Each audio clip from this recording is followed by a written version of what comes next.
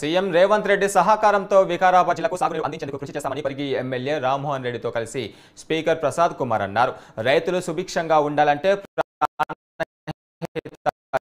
చేవెళ్లే పాలమూరు రంగారెడ్డి ప్రాజెక్టుల ద్వారా జిల్లా రైతులకు సాగునీరు అందించేందుకు కృషి చేస్తామని తెలిపారు. రోడ్డు అధ్వాన స్థితిలో ఉన్నాయని, హైదరాబాద్ బీసాపూర్ హైవే రోడ్డు కాంగ్రెస్ ప్రభుత్వంలో మంజూరైనా ఇప్పటివరకు రోడ్డు పనులు పూర్తి చేయలేదని, ప్రభుత్వం దృష్టికి తీసుకువెళ్లి రోడ్డు పనులు పూర్తి చేస్తామని, పరిగిలో మెడికల్ కళాశాల ఏర్పాటుకు కృషి చేస్తామని ప్రసాద్ తెలిపారు. మనకు ముఖ్యమంత్రి, స్పీకర్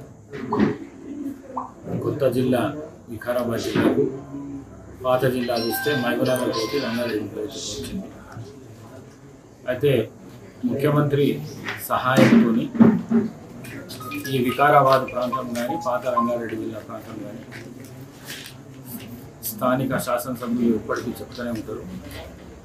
2 నీళ్ళ ప్రాజెక్టులు పెద్దయి మన ప్రాంతానికి రాకుండా పోయినాయి. తప్పకుండా కాంగ్రెస్ అధికారం ఉన్నది కాబట్టి ఇక్కడ ప్రాణహిత చేవెళ్ళ కానీ, మరి అదేవిధంగా పాలమూరు రంగారెడ్డి కానీ ఈ నీళ్లు పాత రంగారెడ్డి జిల్లాకు తీసుకొచ్చే విధంగా ప్రయత్నం చేస్తాము. మేము నలుగురం కలిసి తీసుకొచ్చే ప్రయత్నం చేస్తాము. రైతులు సుభిక్షంగా ఉంటేనే రాష్ట్రం సుభిక్షంగా ఉంటుంది కాబట్టి ఆ విధంగా ప్రాజెక్టులు, ముఖ్యంగా రోడ్లు చాలా అధ్వానమైన పరిస్థితుల్లో ఉన్నాయి 10 ఏళ్ళ నుంచి. ముఖ్యంగా R&B రోడ్లు కానీ, పంచాయతీరాజ్ రోడ్లు కానీ, మరి హైవేస్ కానీ. పెద్దలు రామ్మోహన్ రెడ్డి గారు ఎప్పటికీ చెప్తూనే ఉంటారు, హైదరాబాద్ నుంచి బీజాపూర్ రోడ్డు అది కాంగ్రెస్ హయాంలో కూడా శాంక్షన్ అయ్యింది. ఇంతవరకు దానికి అక్కడ హైదరాబాద్ నుంచి దగ్గర మణిపూర్ దాకా భూసేకరణ జరగలేదని చెప్పి చెప్తాడు. ఎక్కడ మాట్లాడినా ఈ మాట తప్పకుండా.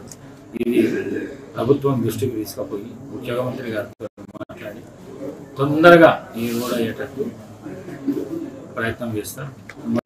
మరి జిల్లాకు సంబంధించిన అన్ని నియోజకవర్గాలకు మెడికల్ కాలేజ్ అన్ని ఇంతకుముందు ఒక ప్రతిపాదన ఉంది. తప్పకుండా ఎప్పుడైతే